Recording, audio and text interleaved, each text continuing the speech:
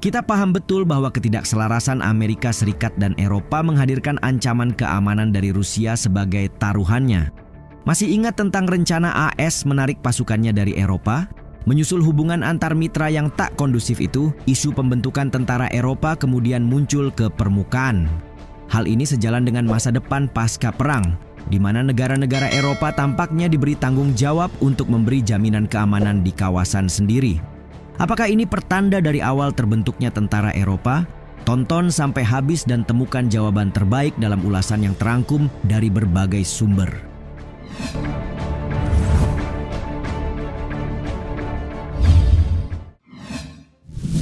Usulan pembentukan tentara Eropa. Ketika Donald Trump terlibat panggilan telepon dengan Presiden Rusia Vladimir Putin, kebekuan selama hampir 3 tahun antara Washington dan Moskow juga ikut mencair.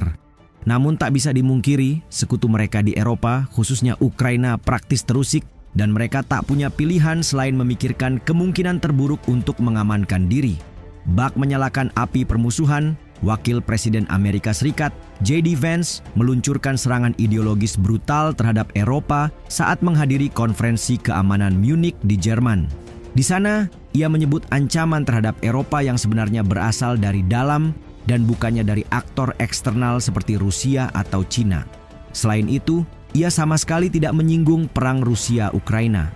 Melalui kesempatan yang sama, ada Volodymyr Zelensky yang menyerukan pembentukan tentara Eropa. Di tengah meningkatnya kekhawatiran bahwa AS mungkin tidak lagi memberikan bantuan kepada benua itu, sebagaimana J.D. Vance memberi sinyal, sang presiden mengatakan negaranya tidak akan pernah menerima kesepakatan yang dibuat tanpa keterlibatan mereka. Karena itu, pembentukan tentara Eropa mewakili penyesuaian diri dari berakhirnya hubungan lama antara Eropa dan AS. Zelensky juga mengatakan telah memblokir kesepakatan yang dipimpin Trump yang akan memberikan AS akses ke sejumlah besar sumber daya alam Ukraina. Sebab menurutnya, kesepakatan tersebut tidak memiliki jaminan keamanan.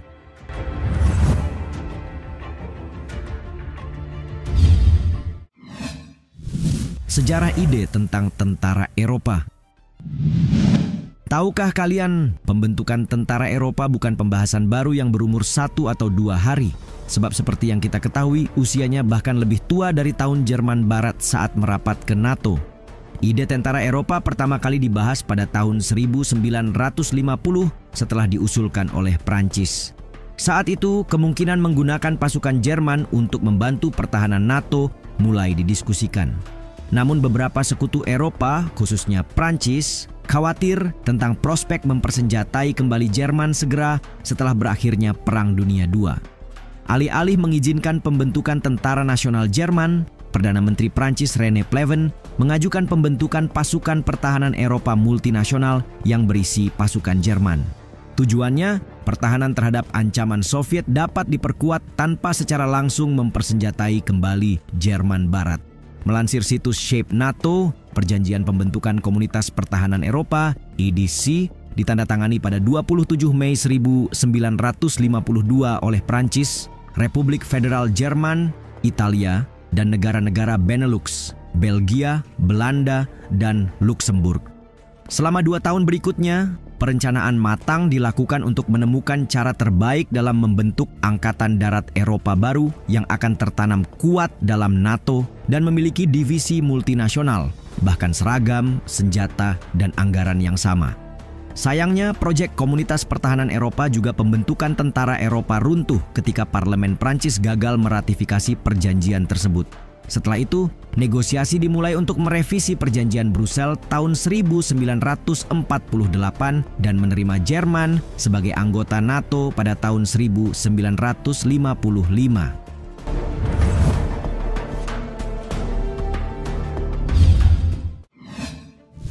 Dibantah pihak Polandia. Perang di Ukraina telah meningkatkan urgensi bagi Eropa untuk menilai kembali kerangka keamanannya. Dan ketika Zelensky menyuarakan pembentukan tentara Eropa, Polandia berada di barisan teratas yang menolak gagasan tersebut. Menteri Luar Negeri Polandia Radosław Sikorski menekankan, meskipun Eropa harus meningkatkan kemampuan pertahanannya, penyatuan penuh tentara nasional bukanlah suatu pilihan. Menyampaikan dalam sebuah wawancara dengan TV pemerintah, Sikorski memperingatkan salah tafsir atas istilah tentara Eropa ala Zelensky. Kendati demikian, ia sangat mendukung pengembangan kemampuan pertahanan Eropa dalam kerangka Uni Eropa. Ia mencatat bahwa Uni Eropa sedang dalam proses pembentukan brigade yang diperkuat sebagai bagian dari upaya keamanannya. Observer Diplomat merumuskan dalam rilisnya terkait saran Sikorski mengenai pertahanan Eropa harus memiliki banyak komponen. Ia menunjukkan pentingnya pertahanan nasional, kerjasama NATO, dan kerangka militer khusus Uni Eropa. Menurutnya, pasukan Uni Eropa yang independen dapat memperkuat posisi Eropa sambil mempertahankan kerjasama dengan NATO. Sehingga dapat disimpulkan, Polandia tetap berkomitmen untuk memperkuat pertahanan Eropa tetapi menentang gagasan penggabungan tentara nasional. Sekaligus menekankan bahwa peran Polandia dalam aliansi adalah mengamankan wilayahnya sendiri dan berkontribusi pada stabilitas regional. Pernyataan itu sejalan dengan tujuan strategis NATO dan kebijakan pertahanan nasional Polandia.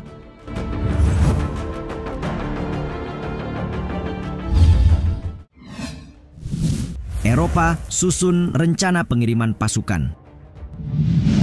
Keinginan yang disampaikan Zelensky sepertinya mustahil.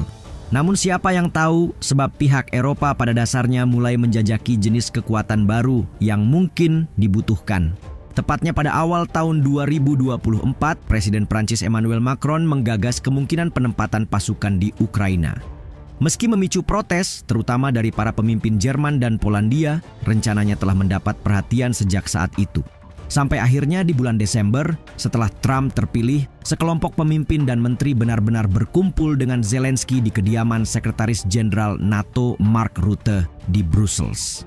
Mereka datang dari Inggris, Denmark, Prancis, Jerman, Italia, Belanda, dan Polandia. Pejabat tinggi Eropa juga hadir, di mana pembicaraan mereka saat itu berlandas pada gagasan yang pernah dipromosikan oleh Macron. Yah, penyusunan rencana pengiriman pasukan bisa saja terwujud kali ini, tetapi dengan catatan ada beberapa kendala yang harus ditangani.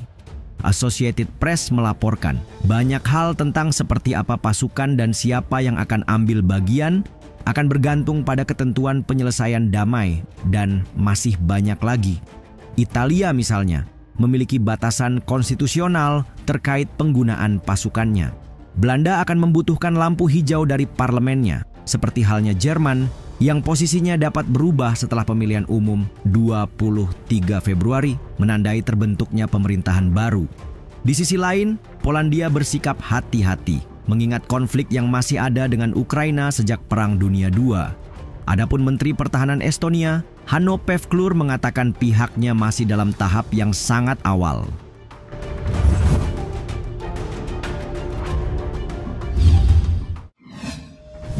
Ratusan ribu pasukan keamanan yang kuat.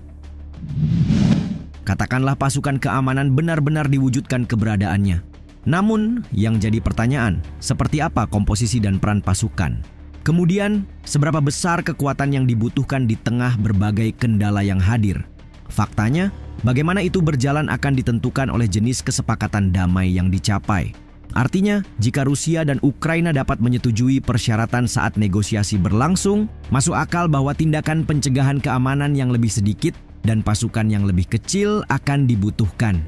Namun mempertimbangkan situasi terkini, para ahli dan pejabat memperingatkan bahwa Eropa harus mengerahkan kontingen yang kuat dan dalam jumlah besar, bukan sekadar tim penjaga perdamaian seperti Helm Biru PBB. Zelensky bersikeras, setidaknya dibutuhkan 100.000 hingga 150.000 tentara.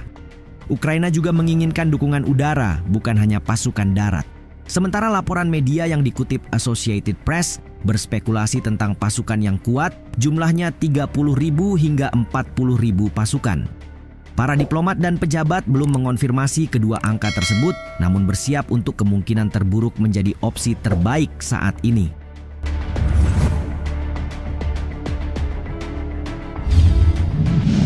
Terlepas dari terwujudnya pembentukan tentara Eropa, ukuran dan lokasi pasukan amat bergantung pada sifat perjanjian damai nantinya. Mungkinkah opsi lain harus kembali disiapkan Ukraina dan Uni Eropa